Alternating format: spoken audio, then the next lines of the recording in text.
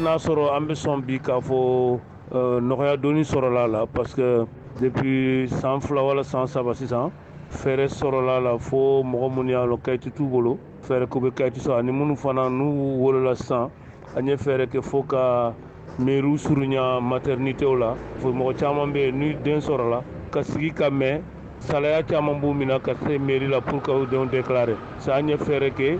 fo délégué de quartier ani mairie centre secondaire k'u kɛ wolo yɔrɔw la hôpitalu kɔnɔ o kɛra sababu ye ka nɔgɔya caman don ani fana ani tribunal y'an bolo di ɲɔgɔn na fo an bɛ se ka audience foraine kɛ den minnu y'an ma kayitu sɔrɔ sinon ni san fila minnu tɛmɛna déclaration ni audience foraine u ye nɔgɔya caman nati a kayitu ko ɲa la. Yɔrɔ dɔw la a jirala ko wolosɛbɛnko ye denmisɛnninw dɔw bali ka examenw kɛ walima k'u ka kalan tiɲɛ yala aw fɛ Tambacounda mara kɔnɔ wolosɛbɛntanya ye denmisɛnninw dɔw bali examen kɛli la wa? Yo i y'a fɔ cogo min a b'o cogo mais comme kɔrɔsi kɛr'o la Sénégal ministère de l'éducation nationale karankoya bɛ mun bolo o ye décision ta k'a fɔ ni dennin sera examen tuma la hali ni kayiti t'a bolo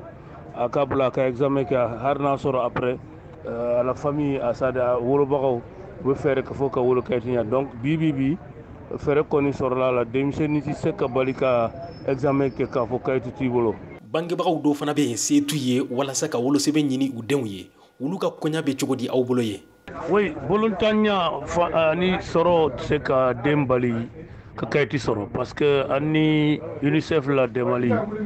bi mairiw bɛɛ ye u bolo labila u kan ka taxe minnu di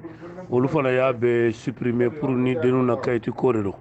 tant que denw na kayiti ko de don fɛn bɛ fa bolo fɛn tɛ fa bolo fɛn bɛ ba bolo fɛn t'u bolo t'u se ka dennin bali ka kayiti sɔrɔ ani fana an taara fo dennin dɔw bɛ yen pour la kayiti sɔrɔ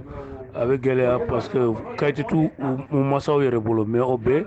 an y'a yira k'a fɔ hali ni kayiti t'u masa bolo olu bɛ se ka kayiti sɔrɔ donc sɔrɔ ni sɔrɔntanya se ka dennin bali ka kayiti sɔrɔ an na mairie la.